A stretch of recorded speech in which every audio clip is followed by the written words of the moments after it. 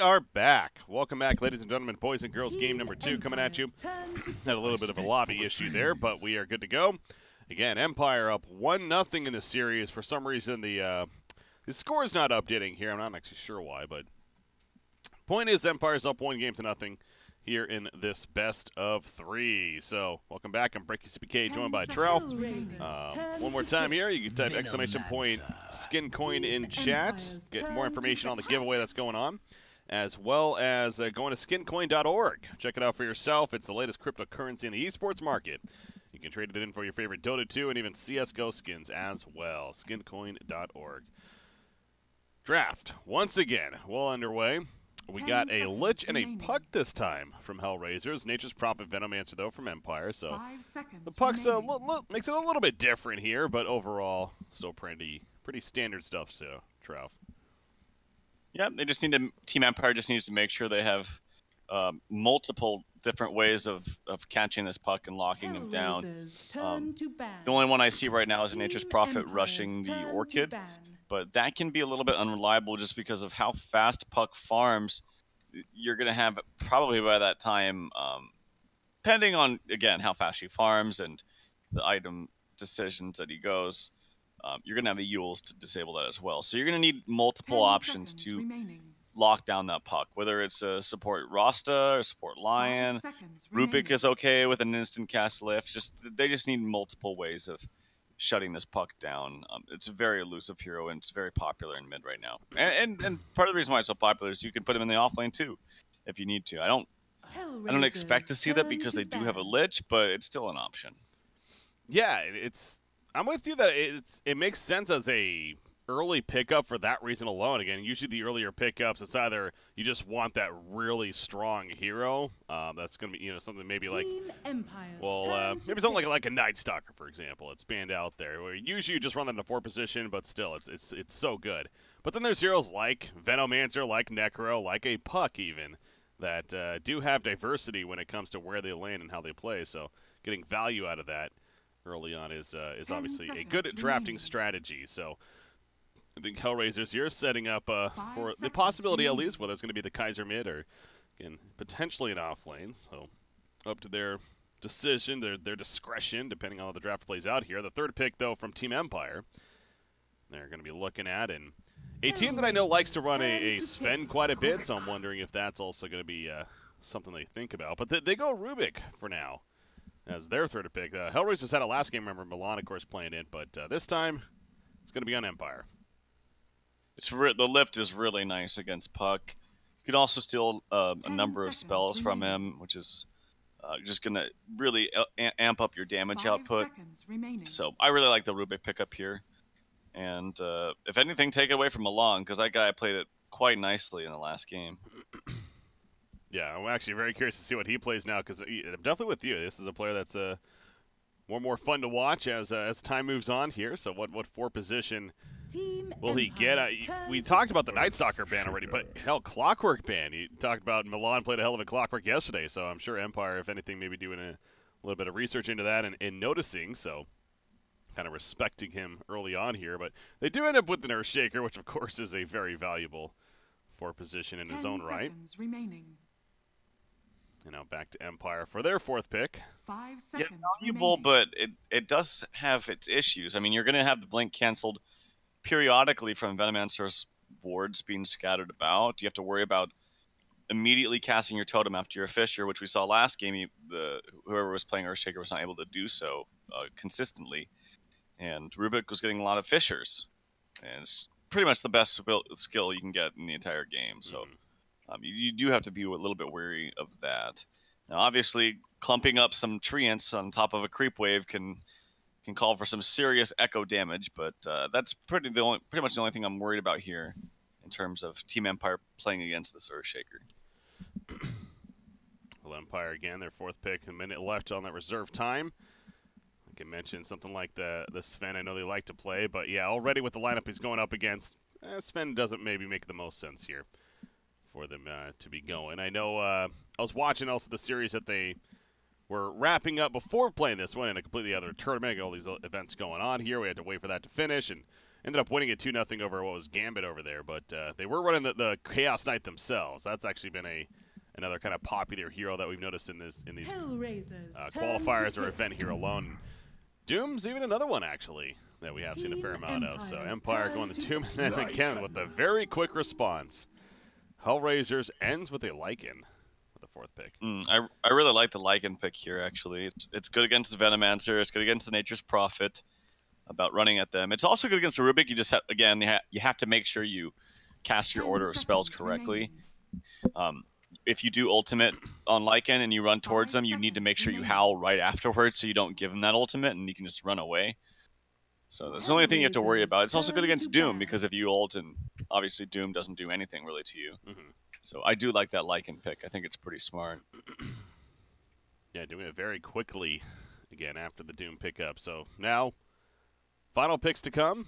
Empire still needs their either 1 or 2, depending on where they want to win. The Venomancer goes back to him just being a good pick for that option. And HellRaisers kind of similar spot because it's either going to be a mid or an offlaner here, depending on what they want to do with the puck. You figure, but you're talking about they have a Lich, so probably not as likely to do the puck off lane.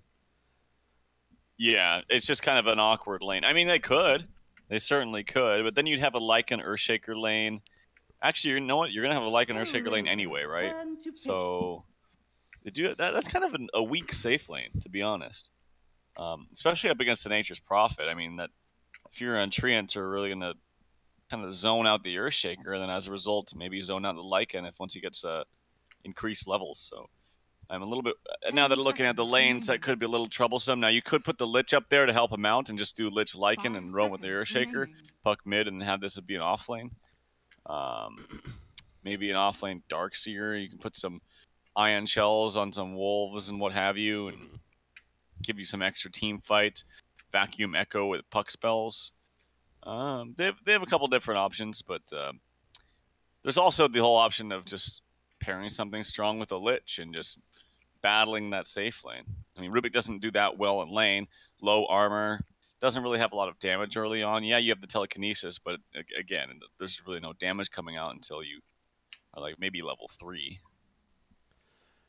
I'm thinking about the Empire side here, and I'm noticing that there's a hero in Axe that is still not banned, and trying to think of a possible makeup they could do if they want to go with the Axe right here. Something like the Nature's Prophet safe lane, Venomancer mid, and then even the Axe in the off lane. Could be a thing perhaps. But Queen of Pain is the final pick for HellRaisers, so it is going to be more of an off lane puck here instead. Yeah. Come on, middle. So that gives a little bit of freedom for Lich to protect his safe lane if he needs to. And adding to your point, Axe is extremely good against Lycan. I mean, not only does it destroy him in lane, but just in general. It also kind of punishes him for going for that Necro build as well. The added minions give you the extra proc chance on the spin. And so, yeah, it's very, very devastating. So I'm behind it as well. It's one of the better counters to Lycan. Also, Tree is very good against Lycan, but I don't think they can really fit a Tree. Here's last pick. No, that's not a hero we see really a whole lot. Ever since that nerf happened with the bash coming out instead of being the root. Kind of just tapered off quite a bit. But Mirana is going to end up their first or their final pick even in FN Mirana. You know, that's always a, as we've seen lately, even a staple that Empire likes to run. So they go with the Mirana. Figure she's going to be matched up against Kaiser on the Queen of Pain there.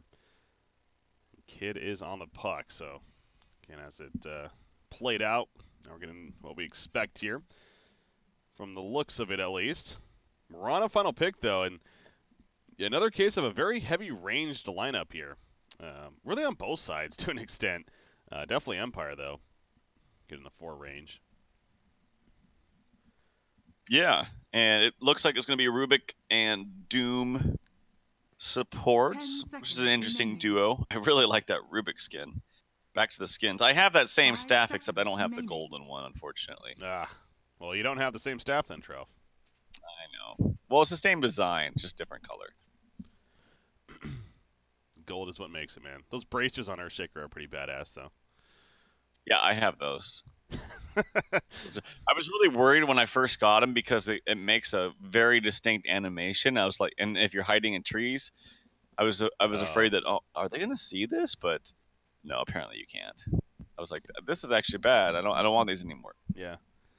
Did they overkill the magic damage on the HellRaisers side? Because, you know, Queen of Pain on top of a puck, they would have Earthshaker and Lich. Like, sure, Lycan's got the physical presence ideally, but it's a lot of magic damage on their side. On the side of HellRaisers? Yeah. I think they're okay. I don't think you can ever. I mean, yeah, Puck and Quap on the same team is a little bit awkward. I'll give you that. I definitely wasn't expecting to see the Quap picked up, but you know, especially if the Spheron has a good game, like a fast Orchid is really going to screw their team, and also considering the fact that it's going to be an off-lane Puck, not mid, he's not going to get as fast as Farm, so that's going to increase the value of an Orchid pickup potentially by Ghost Stick. So another thing to worry, another thing to look out for. Our usual pause to kick it off here, but again, game number 2. I know for some reason, guys, unfortunately, the ticket here, it's not suggesting there's a lead, but it is 1-0 in favor of Empire. So we got that working here in game number 2 now of this best of 3. And then, of course, this series will be followed up by our final series of the day, which will be Vega Squadron versus SFT Esports. We're doing Group A action. We did it yesterday, started yesterday, going today, and then into tomorrow. We'll find out the top 2 teams advancing on to what then will be this playoff stage of these qualifiers. And then playoffs. And then we got Group B. Mousesports, Kingwin, Midderfeed, and Effect. I'm actually really intrigued to see the Midderfeed roster there. Again, it also announcing recently that Cinderin is stepping onto the team, taking over for Saxa, who ended up stopping competitive Dota for now, at least, as he announced here recently. Just so much grinding going on. So taking a step back. But overall, a very good tier of teams there in Group B as well. So absolutely intrigued for that. But Group A, also some good teams. And we got here. Two smokes coming through. Are they going to collide? They are. And Maposhka's not able to get any of the wards down. Lich does place a ward, but it actually blocks that camp on the side. I think he's probably just going to go in the off lane or in the... wait and see where they put these lanes. But 2 wards on Doom.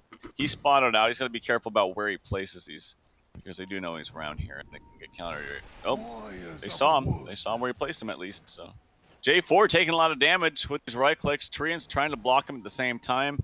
This might be a dead Lich if he could play his cards right. Oh, nice fissure, but it doesn't really block the most. But yeah, he's a little bit too fast. Lich with that 315 base movement speed. So, but this is still not over just yet. Somebody could end up dying at the end of it. Vansker is the one that's now in some trouble. Puck is going to go forward with the illusory orb. A couple more auto attacks. He's going to need 1 more on top of that. I don't know, but the fissure happens from Mulan. So first blood is drawn for HellRaisers, and they were a little scatter away from one another. But what looked to be a possible dangerous situation for Lich ends up being a turn kill in favor of HellRaisers. For the first and it looks like Puck is probably going to go heal and then TP elsewhere. He doesn't want to pop that salve early on. And look at the Puck's items as well. He is an off-lane Puck, but he bought a first item Blightstone. So just trying to do some extra damage by negating their armor a little bit. Very interesting stuff. Yeah, I'm not too familiar with off-lane Pucks in their item builds usually. I don't know if that's necessarily something you would typically see. So no, you don't. Typically you see like a Soul Ring Rush. Okay. And you're just going to spam out the lane. I personally like getting like a Ring of Bassi, but that's just me. But I've never seen this. Sometimes, actually, what's more common is you get standard items, maybe a couple circlets and just standard regen, and then you buy a fast orb of Venom. And you try to harass out that way. But maybe he's thinking, I have extra damage from the Howl, now hitting for 70 with the Howl. That Blightstone's going to be a little more effective with their negative armor. Milan's trying to be patient here for some kind of play. He's going to eventually run into Vansker and just start thwacking him a little bit. But Sentry, by the way, was put down by Vansker just prior to this. And Vansker might be in a little bit of trouble. Chappie has to run over, has his passive, but okay, he will be fine. Listen survives. I'm guessing the sentry is blocking the camp. It's one of those that's hard to tell, but it looks like it's like just in the square here. Right. To block the spawn. So trying to prevent them from stacking and pulling here on the other side. As you mentioned, Lich did the same to his own camp, and that's actually being pinged out right now by Doom, I believe. So they are now aware of that, but when will they be able to take care of it is the question. Miposhka does pick up the Satyr, though, and he has that shockwave. Oh, that's a Radiant Courier kill, by the way. He TP'd in for this to get the Courier kill. And he already had a TP scroll ready to just get right back to the lane and farm and harass. So Ghostic, and a good start to this game. That's a good bounty for everyone else. If you look at the CS in mid as well, FN just on his signature hero, at least from what I've seen the last 2 days. He's really crushing it here on bottom, at least early on. Yeah, I mean, this is not a bottom favor matchup, by the way. He's not supposed to really win this lane, and he's edging out in CS nicely. So good job for him. Does it have to do with that Shadow Strike harassment? How guys could just run up there and Shadow Strike and? Right. Yeah. Okay. That's exactly what it is. And he can constantly spam that. And I mean, Quap is one of the best mid laners in the game. So. Bottom lane, Lycan, he's having to be pretty defensive. Miposhka seems like he's accomplishing quite a bit down here. Again, with the early Satyr especially, not only has that unholy aura for the regen, but that shockwave also has I like to call it the Hadouken. The presence of it and the damage to come is something that 3-3 has to respect here at this bottom lane. So Lich, he did get the level 2 armor, or level 2 he gets the level 1 armor at that point, but yep, and he really needs it in this lane. The auto attacks are pretty annoying from Ghostic, and with that extra bounty as Miposhka walking up, cast the Infernal Blade. 3-3 does cast his own Howl as well, but yeah, I think this is a fine lane for Team Empire. Extra bounty was going to help them out. Chappie, how's he doing? He's playing the Venomancer this time. It's not going to be... Oh, speaking of FN, he gets stunned out by the Earthshaker. Very nicely done. Furion coming in, trying to get a counter kill onto Kaiser. One auto attack. A little bit of body blocking and an uphill miss might be the saving grace here for Kaiser. Trees being cast. Couple auto attacks. Hadouken barely misses off the mark. Skirts out of there with 14 HP. Milan, however, taking some damage. An Infernal Blade plus a lift. He throws out a stun at the very end there, but he will fall. So could have been worse. They do manage to get the bottom kill and only give up the Earthshaker with 4 hero rotations. That would have been a great time to cue up the Benny Hill theme song right there. I mean, he just literally was dodging barely one thing after the other to somehow stay. You mentioned the uphill miss that happened earlier on. The Treant's coming out to just almost take him down, to guarantee it, and then the Shockwave just barely missing as well. So, but he does live. He gets back, and obviously they got the initial kill onto FN. Yeah, I was actually just about to comment on that right before that kill happened. That FN was sitting pretty damn low. He had just popped a salve, but saw the rotation happening. And they might go for a lift into an arrow right here. There's an Invis Rubik. Oh yeah, he's just diving. He's like, Invis, well, I'm gonna run in tower range, but sets up the perfect arrow follow-up, but it is enough. Okay. The Starstorm connects to secure it. Very nicely done. And in the meantime, Chappie, he does get taken out. I missed it. It looks like there was a gank from Earthshaker, I want to say. This Fisher was off cooldown. So yet again, Milan just all over the map in every single game. Knows where to be at the right place, right time.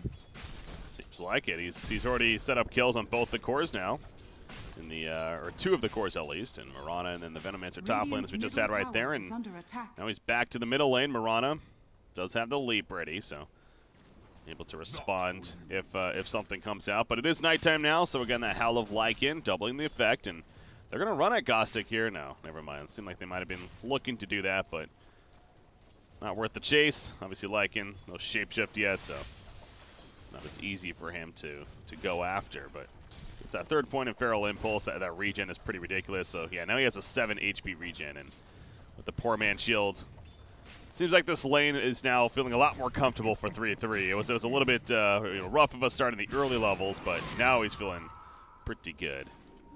There is a solo kill attempt up here up the top lane. Whew. That extra damage there for the puck from the Howl. He's hitting for 100 with that Blightstone. Has a bottle rushing out to him right now, and phase boots ready to be completed. I saw the very tail end of that as They do get the kill on Milan, but this puck has already forced this Veno into the jungle. He can't lane against him. Then gets a solo kill onto the Rubik, trying to just leech for levels, and now has a free farming lane. He's gonna be level 7 here at 6 minutes, just about. Picks up this bounty now, and he will be level 7 at 6 minutes. Bottom lane. Bottom lane. Gostic, Fissure connects, and I don't think he's getting out of this one. Slowed just enough for the Frost Plasma. Poshka's here, has the Alpha Wolfie in, so he's doing some extra damage, but no really follow-up from there. Chappie gonna run in with a Venomous Scale. At least try to scare them off, maybe set up the turn kill on Milan. Watch for the deny attempt. Oh, it's a little bit too much damage. Oh, that crit from the Poshka. Furion's coming in. Oh. And another attack. Howl comes out, Wow. but they do get, and in the meantime, another kill here for Kid. Kills all around. Ghostic gets a double kill. So again, just bloodbath here. Early stages of game number 2, 6-6. But I'm very worried that this puck is just going to have such a free game, man. Yeah. He's essentially playing a mid puck, that just happened to have a good start. The fact that he's looking good there. Queen of Pain is also doing pretty good in her laning phase as far as the CS goes. But bottom lane, they're just going to dive this, aren't they? The Plague Ward's coming out onto him, but you mentioned Quap TPing in, and now Maposhka's the one that's going to regret this decision as he's going to try for a TP himself, and they do not have a stopper. They do not have that crowd control. That is a weakness of at least these three heroes down there. So good get away from Doom, actually, despite diving in. And that's actually pretty big, too, because Kaiser just rotated down there to try to get some turn kills and gets absolutely nothing out of it. So now he has to head all the way back to mid. Missing out on some CS meanwhile. And FN taking the advantage. But as we pointed out, I mean, another just chaotic game we have here. 12 hero kills already at 8 minutes into it. You have Lycan is choosing to go the Necronomicon build. I was curious. See, I don't know. This game, okay, so let me explain my logic. Go ahead. Oh, sorry to cut you off. This one's a little bit weird because Doom can just eat it. So. Oh, wow. Yeah, I didn't even think about that. Yeah. That's kill on Vansker. He will hurt himself, and he can kill himself. So that's one thing you have to worry about. Another kill here for Kid, a.k.a. Sexy Bambo. That's 3 for him onto specifically the Vansker, or is it 4? That's 4 total. My God. So Rubik not having a good time. But sorry, what was your question with it, though? Okay, well, so the point, my logic here, my line of thinking with this build of Necronomicon alike in this game is they have a puck, they have a quap, they're dealing plenty of magic damage already. Not that the Necronomicon assists with that necessarily, but it seems to me like this Lycan build of the, eventually getting the BKB, but the run at you build, even something like a Solar Crush, just amping that physical damage when you're in that shapeshift form as much as possible, seems like that's going to be higher value than just going for the Necronomicon and more objective-based, perhaps. But Queen of Pain is actually picked up in the middle lane here, by the way. I'm going on about that point, but, I mean, does that make sense, or am I just overthinking it there? No, it makes sense. Nice stun out here on the Ghost Stick. I think you will fall. But I see what you're saying. I don't think there's ever really such a thing as overkill in terms of magic damage. You're still always going to be fine. You can always these heroes still transition nicely into the late game. Yes, you can buy pipe if you're kind of magic heavy, but it's not going to mitigate everything. It's only going to mitigate just a little bit. And he can still transition. I mean, part of the nice thing of going a fast Neko is it means you push towers down faster. If you're pushing towers down faster, that means you're just getting more gold in general. So you can transition rather quickly to something else. So could just be a one-step process here into getting that second, third item here. Arrow coming out, barely gonna miss, as he does pick up a regen rune. But yeah, here comes the push. Puck scouting out and is actually going to go for it. He has a Dream Coil, but choosing not to use it on the solo Doom right there. Instead, they guarantee the middle tower kill. Bottom tower is being pressured and actually pushed in by the Dire side. Meanwhile, only 2 of them needed for that, so you got a little bit of an advantage there for Empire in the sense of spreading out the map more and getting farm elsewhere, as Vansker is also close to level 6 now at this top. But something else I'm seeing here, we talked about the success of Puck early on. He almost has a blink, by the way, but you also look, he chose to get the phase boots. That on top of the Blightstone he picked up. That's not typical, is it? Maybe a bit more typical than you would think. Okay. Especially in the off lane. I think it's a lot more appropriate in the off lane, where you're kind of moving around a bit more than if you're mid. You seem to be kind of parked in the mid lane, just getting your farm until you get that blink. It just really depends. Like offlane, Phase Boots is nice because it just helps you dish a little bit more damage to the supports that are trying to harass you out. You can trade with them a bit easier. Now this game, it didn't even really matter just because he totally out-harassed not only the support, being the Rubik, he's killed him 4 times, but he made Chappie go to the jungle at like minute 4, so. Radiant's bottom tower is under attack. Chappie, speaking of him, he's level 11. This is a Chappie, as you're just even talking about that, who was struggling at the top lane on Venomancer. Yet he's the highest level in the game and the highest farm in the game because jungle into bottom tower push. And now they're looking for a kill here as Priestess. Or now you got me saying it, man. Mirana actually activates the Moonlight Shadows right here. And they're going to find J4 at least, so that's going to be 1 free kill. And it's not the prime target, but it is a target nonetheless. Thought about using that chain for a second, but then thought better of it as they started to do the old split. Vanscore comes in with a lift. There is going to be TP. I couldn't tell who it was, but it doesn't matter. They're canceling it. And that will be a free tower, I think, here in the bottom lane. Oh, yeah. He has a spell steal, but I think he's thinking that the last spell that he has cast was that enchant totem. And even if he does get Fisher, it's only level 1. Obviously, it's still effective, but I'm surprised he's just not even trying to steal anything. Season there for sure, but yeah, Earthshaker's not going to give it the chance to have any commitment onto him, so he'll keep his distance, and easily the Tier 2 tower is pushed in as mentioned. So the overall net worth right now, it's a very, very close game, but you look at the individuals, and both Mirana and Venomancer are leading the way in favor of HellRaiser, or excuse me, in favor of Empire right here. And Mirana going the Yasha build, heavy right click, by the way, top lane. That's a Doom activated on a Puck, and thus a dead Puck as well. And that's a huge streak stopper, too. 400 bonus gold for Vansker, actually. Happens to get the last hit on Rubik. And actually, Puck takes the tome here for the Radiant team, so no tome for Milan, no tome for the supports on the Radiant squad. Mid lane, I see a Sprout. Lich, they have no stuns. They have to try to get some auto attacks, but it's just not going to be enough. Arrow did fly through, and it would have hit just a second late. So F had a nice idea. Now pressuring this mid lane, couple auto attacks. Can't tell if they have glyph. I think they do. They do have glyph, yeah. You can see there, but it is going to be destroyed, and choosing not to use it even, so curious about that, but trying to respond now. In fact, Kid is going to go in. Drinkle hits a couple. Mirana's just going to go for the TP out. No, he decides it's not going to work because, yeah, Milan was running up for an Echo Slam. So a great reaction, actually, on FN's part. The Leap choosing to be the better decision. Pops the Shrine as well. They stay alive. Chappie is kind of blocked in, though. Poison Nova is activated as a result of that, however. Now Milan, TP out. That's not going to work. He does get stunned up, and Chappie credit for the kill. So they took out Vansker, but they lose their Earthshaker. And Doom's hunting for more, even. He's hunting for more. The lingering effects of that pot of multi just wore off. Yeah, that Fisher was a bit off the mark and actually stopped them from maybe going uphill. One more auto attack, and it would have been enough, but didn't really get all they wanted out of that first Lycan ulti, or that first big Lycan ulti with his Necronomicon anyway. Chappie trying to search out 3-3. He does have a TP. He can just TP out if he wants to right now, unless there's a spell here. Rubik, he's actually buying time for Rubik to get in here. He doesn't quite have mana for it, and now he gets... Oh yeah, cast some spells, and he will be falling here.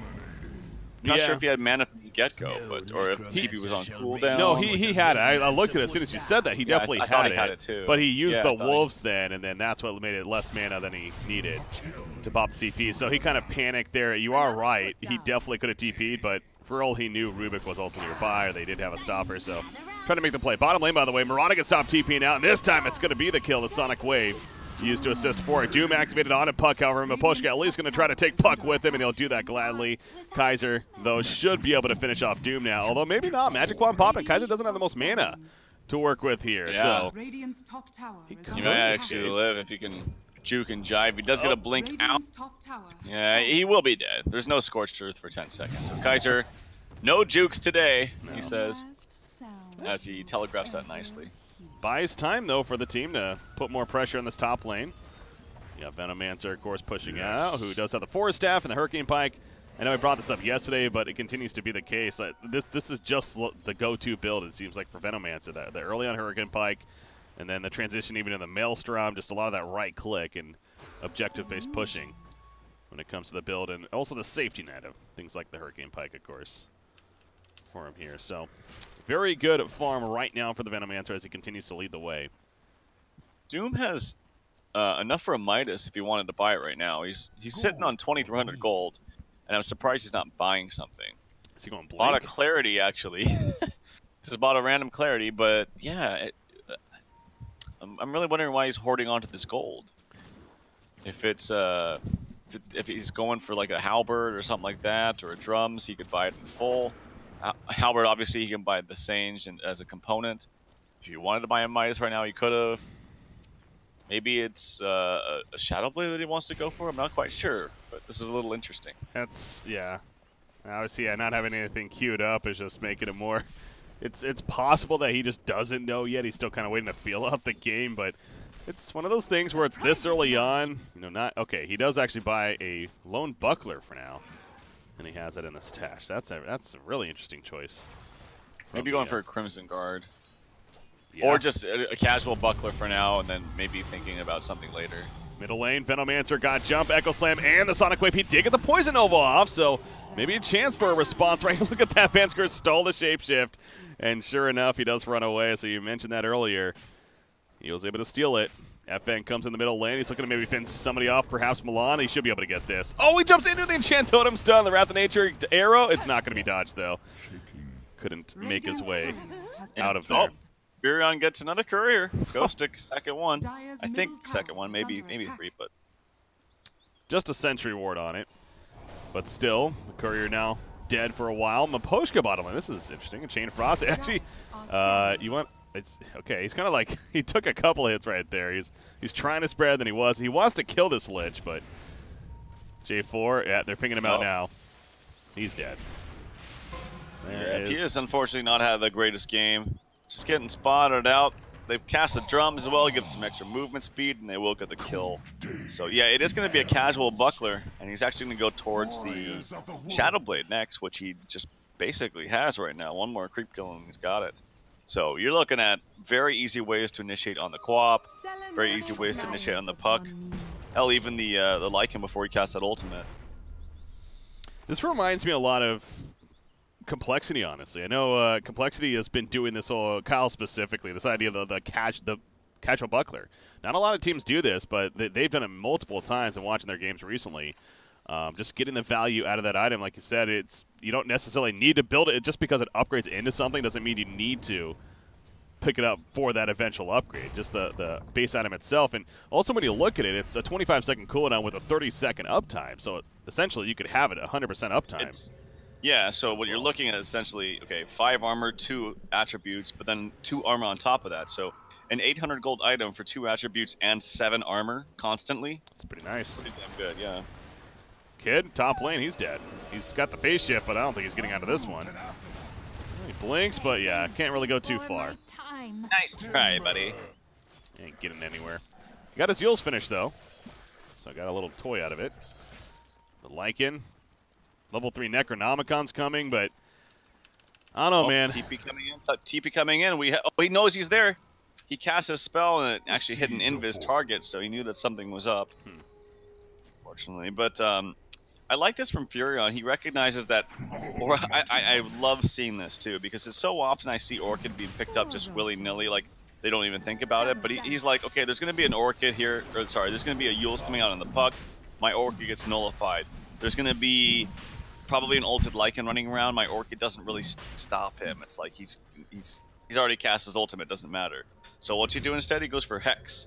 He's going to go for a straight Hex after the Shadow Blade. Yep. So it's a lot more effective here against the heroes that HellRaisers have. Meanwhile, Empire is trying to go for the Roshan kill, and they are going to get it. Roshan goes down. Aegis is picked up. The Chain Frost, however, is bouncing around on the back lines. J4 trying to make something out of this. They do take out Vansko on the back lines. The Sonic Wave going through him. Aposhka hit, but he's invis currently. He's still running and has that Doom, by the way. Oh, who's going to use it on? J4 opens up with the Inferno Blade. The arrow is going to miss. At least they should be able to run him down, though. Kaiser's my target that I'm looking at, though. Again, he still has Doom. But FN is going to be blinked out. Remember, he's the one that picked up the Aegis. He's out of mana now. He leaps away. He did pop the Magic Wand charges. Deals up in the air on a Doom, but down goes Puck. And Queen of Pain, she better get the hell on out of there, because if Doom is able to activate that ultimate, that's for sure a kill. And he does blink away eventually, but guess who was not there? The Lycan. For HR. You know what? He was there early on, I think, but he ran away. As the fight was progressing, it seemed like. Yeah, and that Lincoln's was placed onto, I think, the Lich early on. Oh. The Lich is one of the supports, and I was like, did I just hear a Lincoln's proc on one of the supports? Am I hearing that correctly? And yeah, there is a Lincoln's up on the co-op, and he was using it to try to help his buddy. Top lane. They're hunting 3-3. Moonlight Shadows, Gostic. He's going to find him. They have a stopper up here. Yeah, they do. Doom's like, all right, let's activate this ability. And all of a sudden, Lycan's kill himself with the wolves. Oh, he tried it. Yeah. He got so close. It's a good attempt for sure. But still, even if he does that, I mean, it would have been flashy, but it's still a fine there for Empire. And man, they have a 10,000 net worth lead all of a sudden with the Aegis on a Mirana, who, again, he managed to survive. And he takes out Lich in the base. And then just walks away. Lich also popped the Shrine as he was dying right there. Okay, so another case of we have one team getting a pretty cozy lead here early on. That means HellRaisers is going to come back, right? That's exactly what it means. No, I think the draft lends itself to an easy transition into late game for Team Empire. Whereas again, we saw this problem yesterday with the Lycan pick, is that they're not late game centric. I'm seeing something happen up here. Puck trying to do everything he can to run away. Nice telegraphed blink there from Maposhka, just nails it exactly where he needed to blink. He knew that the direction that you're facing is pretty much the only way you can blink if there are spells that have like dot damage when you come back from your phase shift. You can't blink another way. It's not like it was in Han, for example, when you could just blink anywhere. There was no cast or turn time. So you have to turn first. Yeah, that makes sense. Then. Yeah. So if you're a puck player and you have a puck player, hold that thought. There's some action there. Bottom Quap's in a little bit of trouble. Gets the blink out. Does have that ultimate though from Veno, and he will fall. How dare you try to make a point, Tralf? There's just too much action in this game. 3-3. I know. He's fine at least, but yeah, they get Queen of Pain. But yeah, as you're saying there with the blink play, that's just Maposhka reading it. He knew that that's the way he was facing. Yeah. He thus went that direction, just pretty much the perfect distance, and he guessed right. So great heads up from him, and the lead just continues to grow, man. Hindsight maybe, but we didn't really talk much about Queen of Pain. I noticed that he was building it earlier, but he hasn't now. You mentioned he made use of it on Lich in the previous fight. It didn't even work in the end necessarily because it still died, but. Was Lincoln's really the best choice here for the Queen of Pain and the pace of this game? I totally see it justifiable. I mean, Doom is an extremely strong spell. And you really, I mean, you get Doom, you're the most important hero in your game on your team. So if you get Doom, the fight's over. Yeah. So I can see that. And then the problem arises that do they have ways to cancel it? And Rubik has a very long-range spell and a spell steal to cancel it. So it's just a hard game, man. The draft is seeming to be somewhat of an issue here for HellRaisers. Again, I was going to touch on this, but there was things going on. Is that this Lycan is very early game centric, and they have a Puck, and they have Queen of Pain. This goes back to what you were mentioning. They're very kind of focused on not the late game physical DPS. They really don't have that. So they're kind of like in desperation mode at this point, is basically what I'm saying. Yeah, even this... That did. Nice lineup right there. Do they have vision in that base? No, just... They might have seen in there for a split second. Just happened to hit, though. Here comes Lycan. He's like, we got to try something. Dreamcoil hits multiple heroes. Lift on a Lycan, though. Out comes the Echo Slam from Milan. They are going to kill a couple, but one of them being the Aegis, though. But they also take out Vansker on the Rubik. So FN by himself. Going to have to leap away. He's thrown up in the air by the Yules. There's a leap. He does have wand charges as well, but that's a very awkward spot. He for sure is dead. Now, while that's going on, they are pushing Tier 3 in the top lane. Or Tier 2, excuse me. And going to at least get that and fall back. So, a couple of kills for HellRaisers. It looks like HR's going to win. Yeah, here's the comeback. I mean, they did get a lot of gold right there. Those are some good kills, but... Yeah, swing of about 3,000. 3,000 gold there in favor of HellRaisers. So not too bad for them. But again, if you're Empire, let's not, like, why are they doing that? Like, why are they spread out to the point where there's 3 heroes bottom and 2 heroes top? I mean, you're giving the other team the advantage at that point of taking a team fight, clearly, and it backfired of sorts. So you kind of hope that they realize that. They don't need to be splitting. I mean, I've said this before, but when you're up ahead, especially now, obviously they don't know how far they're ahead, but they know that they're ahead. You look at the levels, you compare the farm, and they know that they're up. Quap just has that spidey senses. Now, is there what kind of creep do we have? It's still the wolf onto Miposhka. So his only way to cancel that Lincoln's is through his own 4-staff. So he does have a way to cancel the Lincoln's and then cast the Doom, which is nice for him. Yeah, because I was thinking, I noticed he's been sitting on that, but that is true. With the 4-staff, that means he does have a canceller, so I guess he's fine there. Just couldn't get the opening, though, on a Queen of Pain. Reacts in time as a Spider Senses, as mentioned, but Nature's Prophet, that Scythe, is actually getting dangerously close to being finished as well. He has the Ultimate Orb. He essentially can buy the Acolyte Staff now, as using that Wrath of Nature. Okay, the Doom is applied to Queen of Pain up here. That's why they want this kill. FN runs in as well. That Doom still has a good duration left, and Queen of Pain just basically walking around in panic mode, waiting for his team to come. He does eventually fall, but FN is going to go down and return the Shapeshift form active from Lycan. Miposhka, he's dropping a half life in Frontal Blade, 4-staff over the ledge. Good use on his part. Another Fissure comes out. That's Vanscore's Fissure, actually. The Echo Slam going from Earthshaker. Finishes him, but he dies in return. Chappie gets here late, though. BKB popped, and now he's looking to find a 3-3 for the final kill of this fight. Miposhka opens back up. Not much life to work with, but confident that his team was going to be there, so 2 support. And it ends up being a triple kill for Chappie. So, well, kind of back and forth swinging early in that fight, but you mentioned it. Doom on Queen of Pain. It makes the hero just run around like a headless chicken, man. Yeah, and that was on top of a shrine that was activated that entire time, too. So, they clearly just had enough damage. FN threw his life in there, but Chappie now, man, didn't talk about him much this game because he had kind of just been quiet and jungling, but getting some kills with his ultimate and what have you. But that BKB, very nice itemization, I gotta say. It's rare to see players go for an early BKB like that, especially onto a hero like Venomancer, but definitely paid dividends in that last fight. And boy, if he can scout it, there's a regen rune up top, and maybe Vanscore's like, hey buddy, come get this regen rune. Milan, he is invis right now. Maybe looking for some kind of kill. Not gonna find it without this Echo Slam though. Yeah, has the Shadow Blade. That's why his invis right there, but they're making their way over to Chappie, speaking of him. He's doing the shrine, but Chappie picks up on that. However, Fissure's going to block him in. Moonlight Shadows, so they have some kind of detection. Yes, they do. Dust is activated, but they're fighting into a shrine here. Yeah, you don't really want to chase much further if you're this Radiant side. They're still going to go for it. Jumping in from 3-3, gets the BKB activated at least. Meanwhile, Doom over here is going to get cut off by Milan, and he will get picked up. But Kaiser was found by a couple more, and that goes back to the point, if you're HellRaisers chasing like they did, pretty ambitious and bold move on their part. It somewhat backfires. A nice Chain Frost there. Mirana takes a good chunk of damage, but gets the kill on Lich and will survive. Kid unable to finish the job there. And now Empire, now they do have their biggest lead of the game. 17,000 net worth. And that's a shrine kill on top of that, so.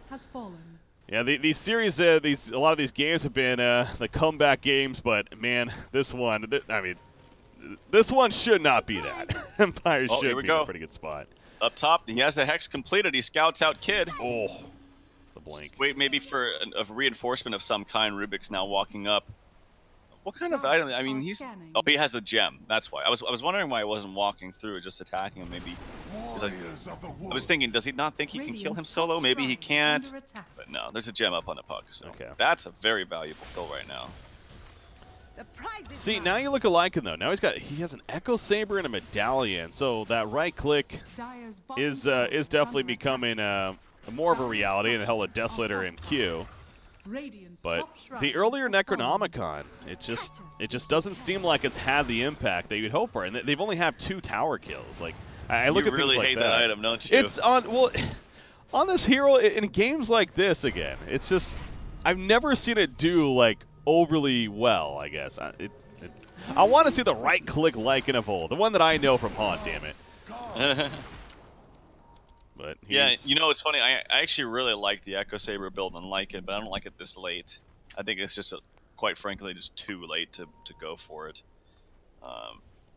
But yeah, again, the Necronomicon definitely has its place in certain games. Obviously, if you're losing, it's easy to say, "Oh, well, he went Necro."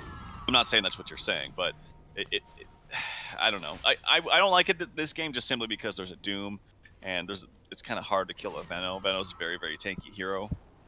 Potom is very difficult to kill as well, so that means you're just going for push, but they don't really have a push lineup, right? They have, in fact, the opposite of that. They have a Lich. Yeah, exactly. He also really needs a BKB this game. Like, there's a mix of a decent lockdown, but just a lot of damage in general coming out from that magic. Of course, Venomancer leading the way there, so he's not going to have that for a while, though, at this rate. The Deathslitter, it'll be nice for damage output, but he's definitely going to be susceptible to dying as Miposhka. He's up here looking for a target. Has his own BKB, by the way. Milan, he's not seen. He's got vision of the whole team. Man, if they drop a sentry right now, though. Could be an opening. Puck, he's going in. Milan opens up on advance with the backlines. He gets lifted up, though, pretty quickly. Chappie, meanwhile, he's being beat down by 3-3. That Milner response damage pops the cheese, and now 3-3. He's the one time. Pops the poison over. The Chain Frost bouncing. Not going to be enough damage to take out Venomancer, though. 3-3 tried to take the man fight. It almost worked, but the cheese came out. And we see Empire roll over HellRaisers there. And, yeah, okay, they are going to call it GG. No comeback this time. As we go for a last-ditch effort onto FM, but he's not able to get the kill. Feels bad, man. But, yeah, unfortunately, 2 Liches in a row. Not able to come out on top here for J4. He just couldn't find really any openings. Was getting caught out too much by the Doom and the Nature's Prophet. Very nice roaming from them. I really like the draft from Empire, and they played it. They executed it nicely. FN, great start in the laning phase. Miposhka had that very early wolf creep that he took and just never let go of it. I mean, that last fight, I thought he was going to for sure doom the either the Earthshaker or the Puck, but instead he was just like, nah, I'll just crit him like 4 times and just like 3-shot him. Yeah, Doom actually was very effective that game. So definitely props to Miposhka for sure that time around. But Team Empire, Game 2 shapes up to be pretty dominating victory. Maybe leaning towards a draft a little bit on that one, but clearly looking good, and no doubt one of the top tier teams in this event going into the first place. So they're kind of living up to that here. They defeated SFT yesterday. Now they go 2-0 against HellRaisers, so they're going to be on top of Group A for the time being, and they don't secure their spot advancing on to the next round of the playoff stage. But really, I think all this means they need to win 1 game essentially in the next series to get at least 1 point, and then they should be pretty good as far as getting a top 2 spot. But their next opponent will be SFT Esports. Oh, excuse me, their next opponent will be Vega Squadron, actually, which they play tomorrow with the scheduled time there. But as far as we are concerned, this should lead them pretty nicely. Vega Squadron versus SFT. The default time essentially is supposed to be now, so I'm going to guess that that's going to get set up here and get going ASAP. But we're going to take a short break as always. Again, the SkinCoin WCA. If you type !SkinCoin in chat, you can get information on the giveaway. As well as, if you go to skincoin.org, you can check out the latest cryptocurrency on the esports market. You can trade it in for your favorite Dota 2 and even CSGO skins as well. Skincoin.org. I'm BreakyCPK, guys, joined by TraLF. We got our next series of the night coming up here. Vega Squadron versus SFTE. Once again, Group A action from the SkinCoin WCA. Stay tuned, guys. We'll be back.